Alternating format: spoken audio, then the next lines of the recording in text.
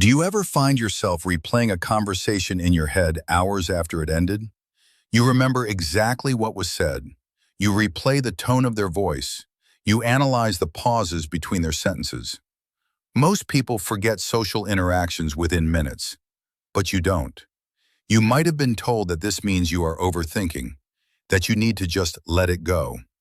But psychology tells a very different story. Replaying conversations is not a flaw. It is a sign of a rare and complex cognitive processing style. If you do this, you likely possess these 6 rare psychological traits. Trait number 1, hyper-perceptive social awareness. Your brain is wired to pick up on cues that 90% of people completely miss. While others just hear words, you are simultaneously processing tone, micro-expressions, and emotional undertones. Your brain is running multiple layers of analysis in real time. When the conversation ends, your brain hasn't finished processing the data yet. That replay loop isn't you being obsessive. It is your mind completing its analytical process. You are not imagining things. You are seeing things others are blind to. Trait number 2, trauma-informed hypervigilance. Here is where it gets deep. If you replay conversations with anxiety, wondering if you said the wrong thing, this behavior often has roots in your past. Psychology calls this hypervigilance. Research shows that people who grew up in unpredictable environments, where they had to gauge the mood of a parent to stay safe, often develop this trait. Your brain learned to replay interactions to answer one question: am I safe? You are not broken. You are a survivor. Your brain adapted to read people deeply to protect you. That is not a weakness. It is a survival skill.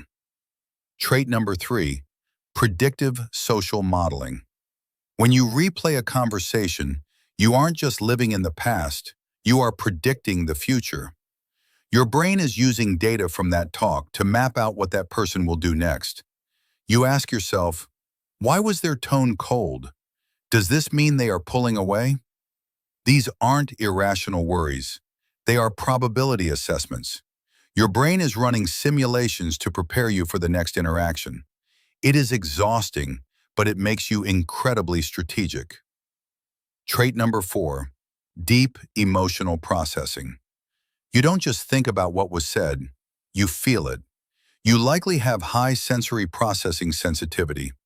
This means you experience emotions with more complexity than the average person. A simple, offhand comment that others forget in 5 minutes might stay with you for 3 days. Why? Because you process the emotional weight behind the words. This makes it hard to let go, but it also gives you a level of empathy and emotional intelligence that is extremely rare. Trait number 5, exceptional verbal memory. If you can quote exactly what someone said 2 weeks ago, you have high verbal working memory. Most people only remember the gist of a conversation. You remember the exact phrasing. This is a cognitive superpower often found in writers and leaders. Your brain treats language as high-value data, so it archives it instead of deleting it. Trait number 6, metacognitive awareness. Finally, you probably critique yourself.